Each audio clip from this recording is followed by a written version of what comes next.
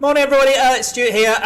Wednesday 29th of May and the risk off mood continues. So we got fragile sentiment. Trade tensions won't go away. Obviously the Huawei news taking the US to court, to the Supreme Court, obviously doesn't help the relationship between the US and China in particular. So here we got the yen on the bid here and approaching and breaching currently this key 109 level. So dollar yen under the key 109. If you take this up to the higher time frame, you can see the daily time frame. We're down here where we were last week, so beginning of May. So we're at 2-week lows again and moving to the downside.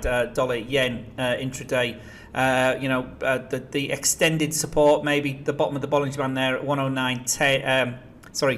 109.10 as we move down and through the 109.20 level. So trend remains to the downside. And you see stochastics just approaching, not yet oversold. RSI 34 still not oversold as well. So dollar down against the yen. It's really the yen bid. If we look at the dollar, euro, dollar, pound crosses, their dollars holding up there quite significantly. So again, we've got a weak euro here. 11.50 approaches today again. So dollar on getting a safe haven bid as well. As we move down again, yet to be oversold. 130 on the RSI. Stochastics just drifting down, but not yet into the oversold area. So euro moving down as well. Cables the same. We're at this breaching this key 126.50 zone here on this 1 hour time frame. Again moving down. Again RSI still 32. Stock still not yet moving down quite significantly, but still far from oversold. So the move down. If we take the cable up to the higher time frame, you see next big line in the sand is that area here from last Thursday at 126.25 zone. So pressure on the pound to the downside as well. The cable rate certainly on the downside. The other big move today has been the dollar CAD. We're through the key 135 level. 2 strong hours, certainly last hour and the current hour we're in, breaching that key 135 level. Every other time we've got to this level, we've turned down, but at the moment we're breaching it. At the moment, the 4 hour chart shows a top there at 35.07.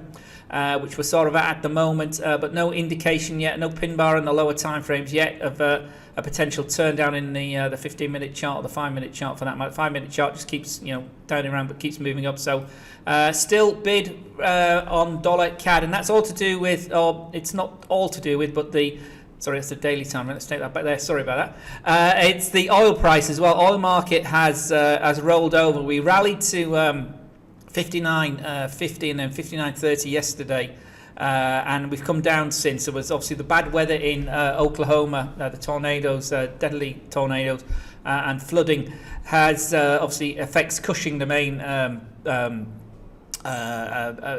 area where the EIA do their counting of the inventories, which will come out later on today. But then overnight, Russia have said that they're willing to look to extend or look to talk about extending the production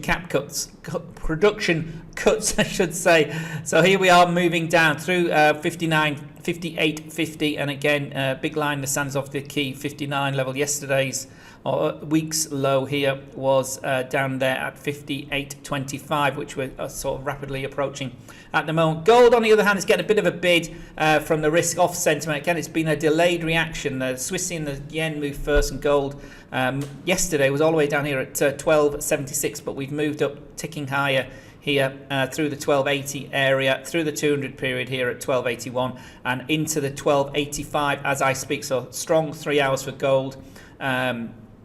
Bit of potential retrace as we get to this 12.85 could be in line. So not a great deal of data today. We've had some French inflation data. Obviously lots of talk in the EU about who's going to get the key top jobs, so that's hanging over the euro. Let's just finish with the euro. That's hanging over the euro. And obviously the big news of the day is the Bank of Canada's announcement later on today. So more on that this afternoon. So trade carefully. Join me at the webinar later as well. We're going to be looking at 2 oscillators that often get overlooked, the CCI and the Williams percentage. So interesting oscillators that don't get enough attention. So take care, and we'll see you all later. All the best, everyone. Bye-bye.